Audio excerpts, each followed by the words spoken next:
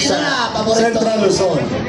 O, isang bishop ang magsasalita. Amen. Baba. Magandang hapon sa ating lahat.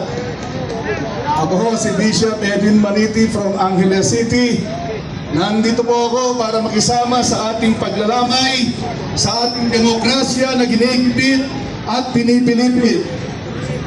Matagal na ho tayong nagkikipaglaban mula noong 2024, mula noong tumayo at tumindig si Tatay Digong upang tuliksain ang illegal at immoral na mga pondong ini-insert nila sa ating budget.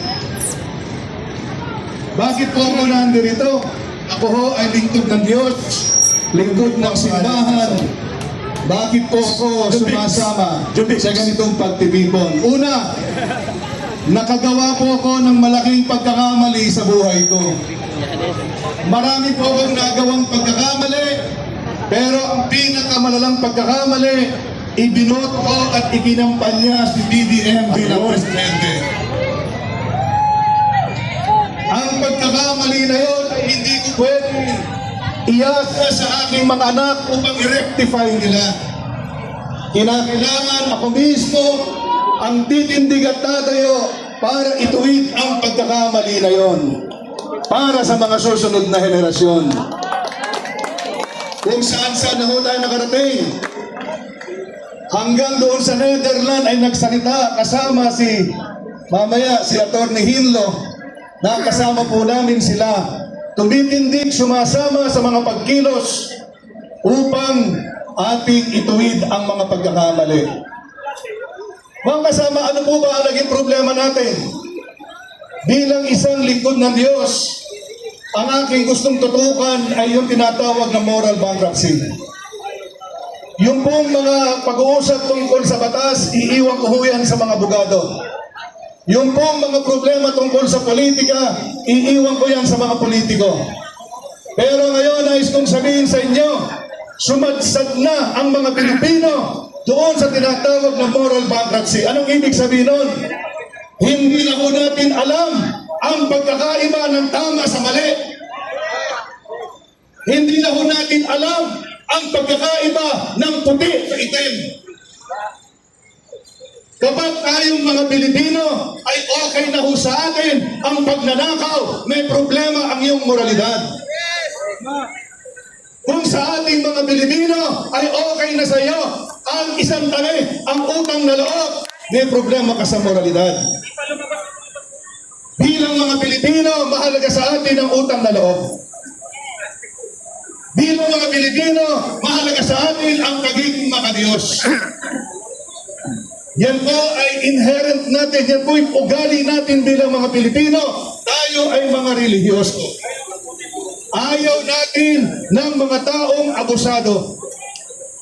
Kapag nakita natin na mayroong mga kapwa tayong umaabuso, inaayawan po natin yan. At dito sa gobyernong ito ni Mr. Marcos, nakita po natin ang napakaraming pang-abuso, lalo na sa ating batas. Ano ang gagawin natin sa kanila? Ano ang gagawin natin sa mga nang-aabuso sa ating batas? Kinakailangan panatilihin natin bilang mga Pilipino yung tinatawag ho nating rule of law. Hindi ho tayo magiging maayos dito kapag wala tayong batas na sinusunod. Nagpapasalamat ako sa mga PNP na nariyan. Alam mo ninyo, nagtuturo din po ako sa mga PNP doon sa ng swing. Every week, napakahalaga, lalo na sa isang organisasyon, mataas ang ating moralidad. Alam natin ang pagkakamali. Alam natin kung ano ang mali at ang tama.